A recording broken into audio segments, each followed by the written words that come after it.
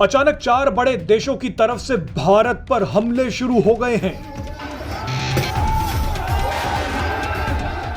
ये हमले इतने खतरनाक हैं कि इन देशों में मौजूद भारतीय दूतावासों को भी नहीं छोड़ा जा रहा है।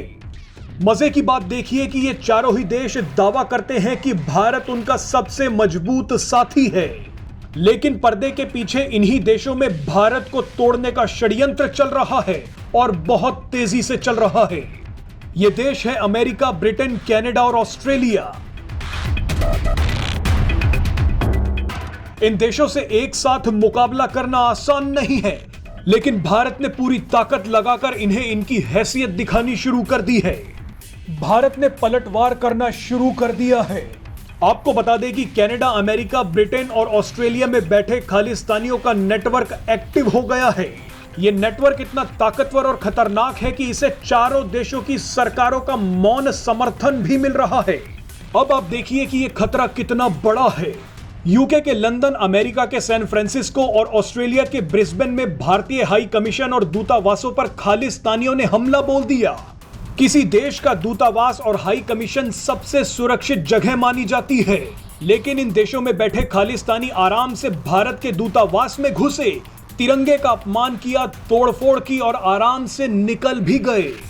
दुख और हैरानी की बात यह है कि इन सभी देशों की सरकार सोती रही।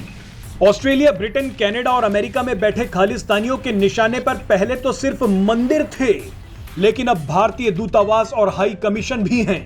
भारत सरकार इन हमलों से तमतमा गई है। भारत ने पहली बार एक कड़ा बयान जारी करते हुए ब्रिटेन और अमेरिका की सरकार को उसकी असलियत दिखा दी। भारत ने कहा है कि इन देशों को पता होना चाहिए कि दूतावास की सुरक्षा कैसे की जाती है। भारत ने कहा है कि ये घटनाएं बेहद ही खतरनाक हैं।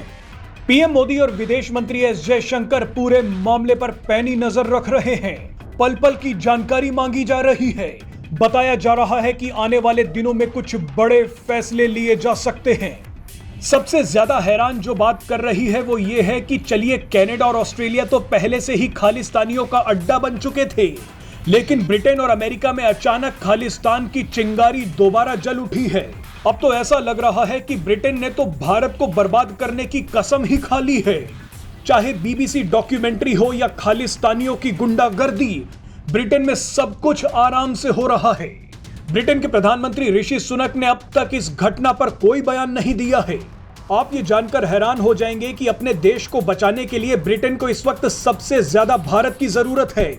अपनी अर्थव्यवस्था को बचाने के लिए ब्रिटेन किसी भी कीमत पर भारत के साथ एक फ्री ट्रेड एग्रीमेंट करना चाहता है।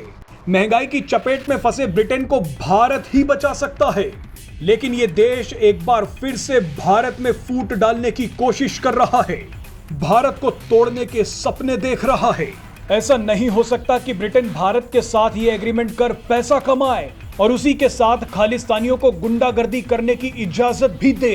भारत को ब्रिटेन के साथ ये फ्री ट्रेड एग्रीमेंट अब नहीं करना चाहिए।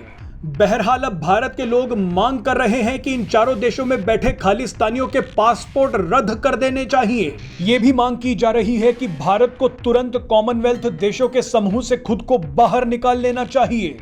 वैसे भी कॉमनवेल्थ गुलामी की ही याद दिलाता है।